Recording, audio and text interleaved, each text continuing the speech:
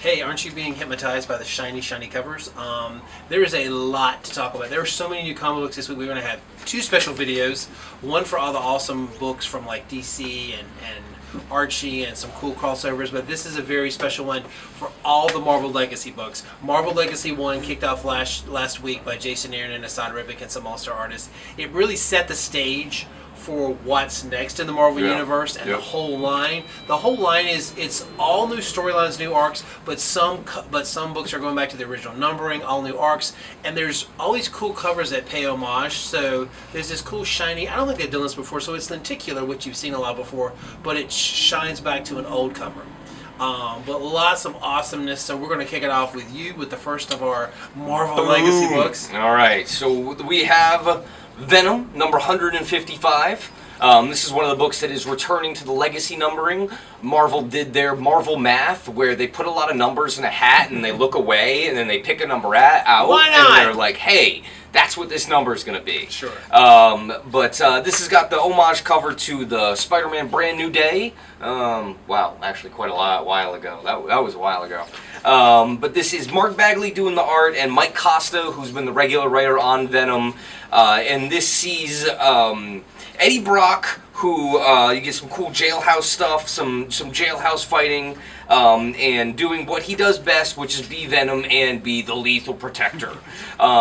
They've got a cool guest appearance at the end of this by a character, one of my favorite Spider-Man villains, as well as some mole men and all sorts of other guest stars, which are pretty cool. And in addition, almost all the books, I think, are having, I forget what they call them, but these kind of like little recap pages in the back, these like Marvel Primer things, where they kind of tell you who the character is and what they've been up to recently if you're completely at a loss.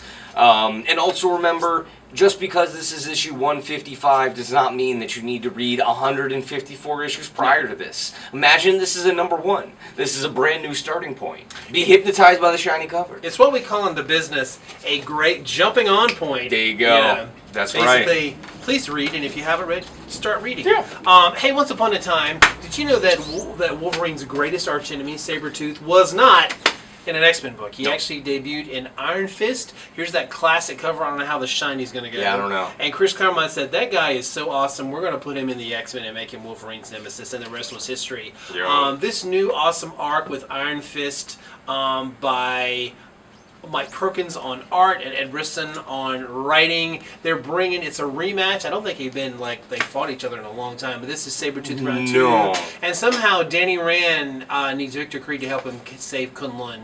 So good luck with that, Danny. You're going to need it, I think so. But yeah, once again, this pays homage to the classic cover when they were fighting in the snow on Kunlun. And so really exciting. I'm really excited to see how Danny Rand takes on Victor Creed in this one. Yeah, that one should be fun. And my next one is Avengers, number 672, with this very awesome Mike Allred cover here, homaging one of the old Avengers books. You got the Champions on one side and the Avengers on the other. This is the continuation of Mark Waid's Avengers run with some stunning art by Jesus Saiz in here, doing his own colors, which really looks great. But this team has been kind of split into 2. You've got the Champions, and then you have the Avengers, and both are kind of this next generation of heroes who will still have a place in this new Marvel legacy, despite the return of some of the classic Avengers.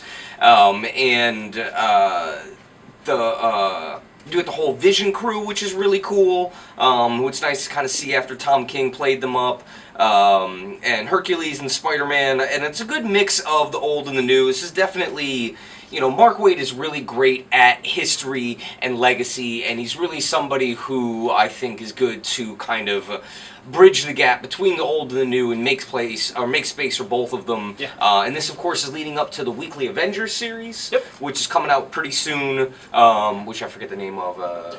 No Escape. No Escape. I've heard. Or No Surrender. No Look Surrender. at that. No Surrender. Sorry. Begins in January. There's no escaping the crossover. Yeah. But yeah, this is going to go right into Yep. the Marvel Legacy, the new champion. So it's kind of a Earth, counter-Earth, Yeah. the classic villain High Evolutionaries involved. Oh. But once it's done, there's going to be the big Avengers event, which is going to be like the Avengers disassembled for this Marvel Legacy era, which, if you remember what that's like, just be ready to cry. Yeah. If you cried and you were screaming over Avengers Hydra disassembled Cap, with some stuff. yeah, so it changed a lot of things. And two, there was in the Marvel Legacy the nice little bit of Avengers retconning history where they've got this awesome statue from the Busiek and Perez era, which they put back in there, which they didn't say anything about. They just kind of dumped it in. Yeah. So and there's this mysterious character named Voyager, who supposedly has always been in the Avengers but hasn't. So that's definitely a mysterious character to watch. But if Mark Waid's writing her, then I trust in the Waid. My next pick, this is not the Champions. Once again, there was an old school Champions, and in some ways it was kind of like, let's do a team on the West Coast with a bunch of characters who don't fit in anything else. Sell in any book. They don't otherwise. sell. So it didn't last very long, but it was Iceman, Ghost Rider, Black Widow, Hercules, Angel. I may be leaving somebody out. No, I think that was it. That was it. Dark Star, who's kind of forgettable anyway. Yeah. But she was kind of in the Russian Avengers, whatever. But anyway, but this is Iceman's book, which I've been really enjoying. Senna Grace is writing. It's really cool. It's really funny. It's Bobby Drake living up to his potential, coming to grips with his status as a superhero, as finally an openly gay man. But somehow he's going to be in Hollywood. And he ends up getting reconnected and getting the Champions assembled again. So which is crazy. Which is kind of crazy. It's really but surprising. It's kind of fun. Like Senna Grace, if you've done what you've done with the book so far, if you can make the Champions awesome again, the original Champions again, then you deserve like the Marvel no prize. Something. You get a no prize. You win something. So anyway, so there you go. The Champions, the original Champions, are back together again. Yeah, I don't know who is more laughable, the Champions or the Defenders. Or I'm gonna throw two words at you. Force Works. Oh man, no, don't even talk about Force Works. I didn't see Force Works in any of this homages. So. I know. Yeah, I don't think that Marvel touches that with the 10-foot pole. I think if they could retcon something out, they would retcon out. They've Force hired Works. every superhero with mental powers. Professor X, Emma Frost, Mesmera, they have wiped that from your memory. Obviously, I need some more training on Clearly, mine. You remember back too far. My next one is Jessica Jones, number 13. This is the continuation of Brian Bendis and Michael Gaydos, who were the only people who've actually done her book, I think. This is the original Alias team, exactly, including David Mack on covers. Yep, and Matt Hollingsworth on colors. And this is. I'm not even the biggest fan of Bendis, and Alias was one of the best things that I ever read from Marvel, and it came from Bendis, and it was just so phenomenal. And it culminated in the Purple Man storyline, which they used for the Netflix Jessica Jones thing. And that's what's happening here, is her worst enemy is finally coming back, the Purple Man. And she, of course, now has way more to lose. She's married, she's got a kid, who's probably going to be like poor Franklin Richards that stays 6 months for the next 20 years. But this is just, more of the same, which is not bad at all, because who better to do? Jessica Jones and the team that created her. I wouldn't trust anybody else.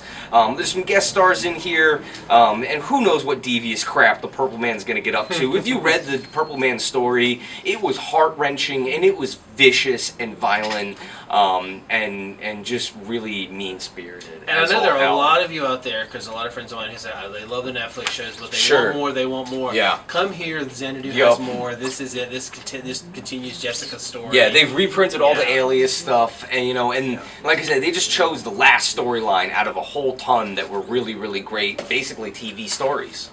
Little episodes. My next pick, you may have picked up on over the years that I'm an X-Men fan. Maybe. A major X-Men fan. I've been reading since Uncanny 116 to Save the Savage Land. That's a long time ago. That's a long time ago. I was a microbe. I was like, John Sublime. But X-Men Gold, this is a great homage to the past. But X-Men Gold and X-Men Blue, this is the first crossover since the X-Men Resurrection era. And these are the teams. This is Mojo Worldwide. Mojo! Before reality shows, before the Hunger Games, there was this crazy concept that Ann Nocenti created with Longshot, and it was Mojo. It was this other dimension where these weird, yellow, gooey guys were obsessed with all kinds of bizarre reality television, and somehow the X-Men always got them great ratings, Just like there was a new X-Men TV show this week called The Gifted, which was awesome. But anyway, back to this. So Mojo's back. He's got a new scheme. He's going to get the X-Men Gold and Blue team together, and he's taking all their fears, all their nightmares, all their greatest enemies. Like there's going to be you know, there's a little bit of Apocalypse, and it's how they get together, but it's very different this time. Kitty and young Jean Grey are the team leaders, so we're hoping that they're gonna prevail somehow. But yeah, great. Mojo is a weird. He's 90s probably my villain. favorite villain, and if there's any chance for more long shot, more mullet action, you need the mullet action. And also, I love Spiral. She was this weird. She wasn't really a mutant, but she was like this sixth arm. She ended up like. It's funny. These characters were so popular, they ended up making them part of the X-Men, even though they kind of weren't mutants. And I accepted it because it was just whatever you wanted to do. Spiral's so badass. Whatever you wanted to do. She's so amazing. yeah, X-Men Gold, the first of a 2-part crossover with Mojo. Cool.